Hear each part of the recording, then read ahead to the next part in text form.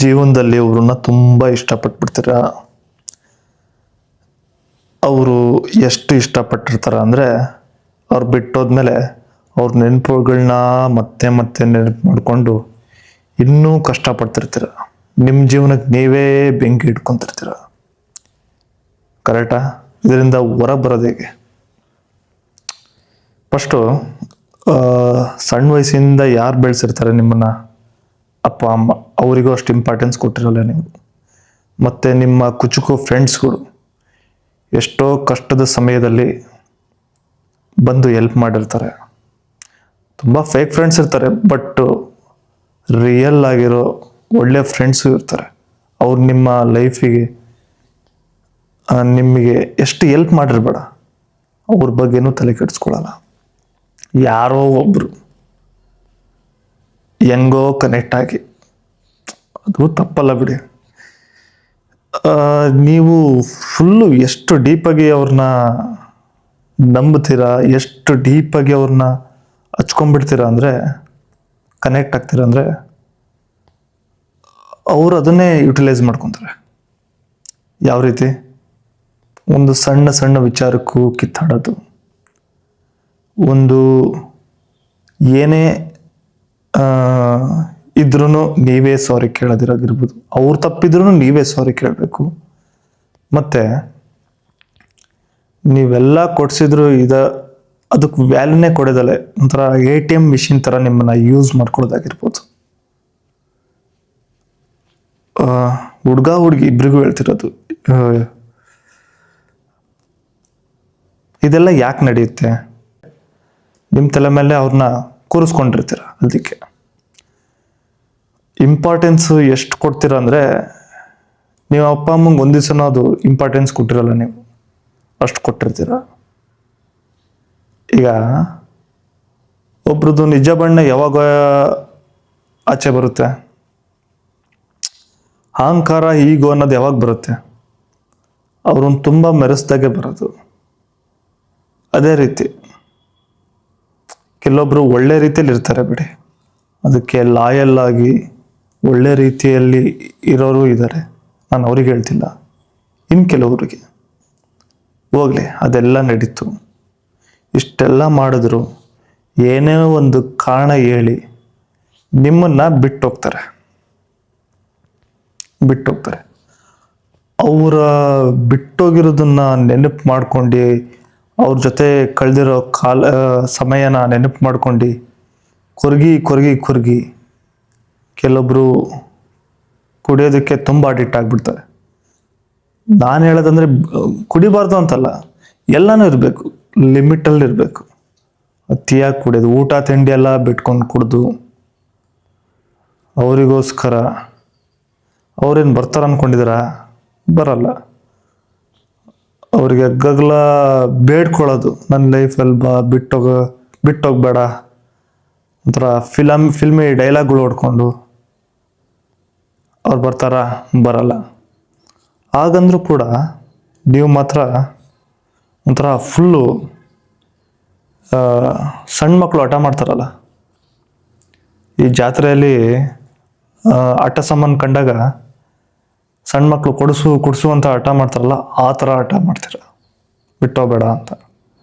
ಅಂದರು ಅದನ್ನು ಅವರು ಏನು ಅಂದ್ಕೊಂಡಿದ್ದೀರಾ? ನಿಮ್ಮ ಹತ್ರ ಮಾತಾಡ್ಬೋದು, ಅಲ್ಲ ಅವ್ರ ಫ್ರೆಂಡ್ಸ್ಗಳ ಹತ್ರ ಕಾಮಿಡಿ ಮಾಡ್ಕೊಂಡು ನಗ್ತಿರ್ತಾರೆ ನಿಮ್ಮ ಬಗ್ಗೆ, ಅದು ನಿಮಗೆ ಗೊತ್ತೇ ಇರಲ್ಲ. ಇನ್ನೊಂದು, ಎಷ್ಟು ಜನ ಹುಡುಗರು ಸೂಸೈಡ್ ಆಗಿಲ್ಲ, ಎಷ್ಟು ಜನ ಹುಡುಗಿರು ಸೂಸೈಡ್ ಆಗಿಲ್ಲ. ಯಾವುದೋ ಲವ್ ಬ್ರೇಕಪ್ ಆಯಿತು, ಹುಡುಗ ಬಿಟ್ಟೋದ, ಹುಡುಗಿ ಬಿಟ್ಟೋದ್ಲು, ಯಾರನ್ನೋ ಇದು ಮಾಡಿದ್ಲು, ಎಷ್ಟು ಜನ ಸೂಸೈಡ್ ಮಾಡ್ಕೊಂಡಿಲ್ಲ ಹುಡುಗರು. ಈಗಂತೂ ಕೇಳಲೇಬೇಡಿ, ಅಕ್ರಮ ಸಂಬಂಧಗಳು, ಯಾರ ಜೊತೆನೋ ಅವ್ರಿಗೆ ಇಷ್ಟ ಇಲ್ಲಂದ್ರೆ ಅವ್ರ ಜೊತೆ ಓಡೋಗ್ಬೇಕು. ಪಾಪ ಈ ಹುಡುಗರನ್ನೆಲ್ಲ ಕೊಲೆ ಮಾಡಿಕೊಂಡು ಸಾಯಿಸಿ ಹೋಗೋದು ಎಷ್ಟು ಸರಿ? ಅದೆಲ್ಲ ಬಿಟ್ಟಾಕಿ ಬೇರೆ ಟೆಪಕ್ಕೆ ಹೋಗ್ತಿದ್ದಾನೆ. ಈಗ ಇದರಿಂದ ಹೊರಗೆ ಬರೋದು ಹೇಗೆ? ಇಷ್ಟು ಹಚ್ಕೊಂಡಿರ್ತೀರ ನೀವು. ಬಿಟ್ಟಿರೋಕ್ಕೆ ಆಗಲ್ಲ, ಅವ್ರನ್ನ ಬಿಟ್ಟು ಹೋದ್ರೆ ಅವರು ಹೇಗೆ ಹೊರಗೆ ಬರೋದು?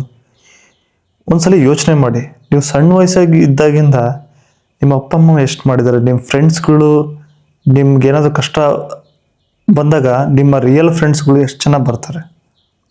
ಅವ್ರನ್ನೆಲ್ಲ ಬಿಟ್ಟು ಇವರಿಗೆ ಅಷ್ಟೊಂದು ಇಂಪಾರ್ಟೆನ್ಸ್ ಕೊಡೋದು ಬೇಕಿತ್ತ? ತಪ್ಪು ನಡೆದೋಯ್ತು, ಈಗ ಬಿಟ್ಟೋದ್ರು, ಅವಾಗಾದ್ರೂ ತಿದ್ಕೋಬೇಕಲ್ವ?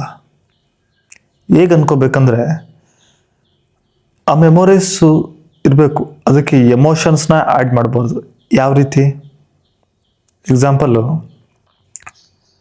ಅದು ಆಪೋಸಿಟ್ ಆಗಿ ಈಗೇನೋ ಸನ್ನಿವೇಶ ಅವರದು ನಿಮಗೆ ನೆನಪು ಬರ್ತಾ ಇದೆ, ಅದ್ರ ಆಪೋಸಿಟ್ ಏನು ಮಾಡ್ಬೋದು? ಕರೆಕ್ಟು, ಈಗ ನಡೆದೋಯ್ತು, ಇದ್ಯಾಕೋ ನನಗೆ ಅದೇ ಪದೇ ಪದೇ ಯೋಚನೆ ಬರ್ತಿದೆ. ಈಗ ಅವರಿಲ್ಲ, ಬಿಟ್ಟೋಗಿದ್ದಾರೆ. ಅವರು ದ್ವೇಷಿಸಬಾರ್ದು, ನಾನು ದ್ವೇಷಿಸಿ ಅಂತಲೂ ಹೇಳಲ್ಲ. ಬೇರೆ ಕಡೆ ಪಾಸಿಟಿವ್ ಪೀಪಲ್ಸ್ ಜೊತೆ ನಿಮ್ಮ ಮಾತಾಡೋದಾಗಿರ್ಬೋದು, ನಿಮ್ಮ ಸೆಲ್ಫ್ ಗ್ರೋತ್ ಬಗ್ಗೆ ನೀವು ಯೋಚನೆ ಮಾಡೋದಾಗಿರ್ಬೋದು, ಆಧ್ಯಾತ್ಮಿಕದ ಬಗ್ಗೆ ಫುಲ್ಲಿ ಇಳಿದೇ ಹೋದ್ರು ಆಧ್ಯಾತ್ಮಿಕಕ್ಕೆ ಒಂದು ಮೆಡಿಟೇಷನ್ ಆದರೂ ಮಾಡ್ಬೋದು ನೀವು. ಒಂದು 10 ನಿಮಿಷ ಒಳ್ಳೊಳ್ಳೆ ಈ ಭಗವದ್ಗೀತೆ ಆ ಥರದವು ಓದಲಿಲ್ಲ ಅಂದ್ರೂ ಯೂಟ್ಯೂಬಲ್ಲಿ ಸಾಕಷ್ಟು ವಿಡಿಯೋಸ್ ಇದ್ದಾವೆ, ಅವನ್ನ ನೋಡ್ತಾ ಬರ್ಬೋದು ನೀವು. ತುಂಬ ನಮ್ಮ ಹಿಂದೂ ಕಥೆಗಳ ಪುರಾಣಗಳಿದ್ದಾವೆ, ಅವನ್ನ ಓದ್ತಾ ಬರ್ಬೋದು. ಅವನ್ನೆಲ್ಲ ಈ ಕಡೆ ಪಾಸಿಟಿವ್ ಕಡೆ ನೀವು ಶಿಫ್ಟ್ ಆಗ್ತಾ ಬಂದರೆ ಆಟೋಮೆಟಿಕ್ ಮರ್ತೋಗುತ್ತೀವೆಲ್ಲ. ಭಾಳಷ್ಟು ಜನ ಇದನ್ನ ಹೀಗೆ ಮಾಡಿಕೊಂಡು ಹೊರಗೆ ಬಂದಿರ್ತಾರೆ, ಇನ್ನು ಕೆಲವೊಬ್ರು ಮಾಡೋಕ್ಕೆ ಆಗಲ್ಲ. ಅದೇ ಪ್ರಾಬ್ಲಮ್ ಆಗ್ತಿರೋದು.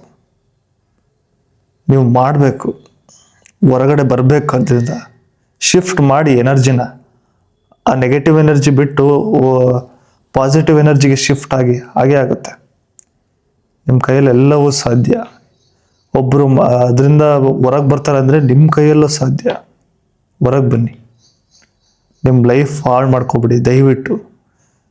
ಕುಡಿದು ಅಪ್ಪ ಅಮ್ಮನ್ನು ನೋವಿಸಿ ನಿಮ್ಮ ಫ್ರೆಂಡ್ಸ್ಗಳು ನಿಮ್ಮನ್ನ ಎಷ್ಟು ಚೆನ್ನಾಗಿರ್ತೀರ, ಅವರು ನಿಮ್ಮ ಬಗ್ಗೆ ಮಾತಾಡೋ ಥರ ಮಾಡಿಕೊಂಡು ಸಮಾಜದಲ್ಲಿ ಎಲ್ಲರಿಗೆ ಇವನೇನಪ್ಪ ಹಿಂಗೆ ಒಂದು ಹುಡುಗಿಗೋಸ್ಕರ ಅಂತ ಅಂದ್ಕೊಂಡು ಇರೋದಕ್ಕಿಂತ ಒಂದು ಎನರ್ಜಿ ಶಿಫ್ಟ್ ಆಗಲಿ ಪಾಸಿಟಿವ್ ಕಡೆ, ತಾನಾಗಿ ಎಲ್ಲ ಸರಿ ಹೋಗುತ್ತೆ. ನಿಜವಾಗ್ಲೂ ತುಂಬ ಚೆನ್ನಾಗಿರ್ತೀರ ಲೈಫಲ್ಲಿ.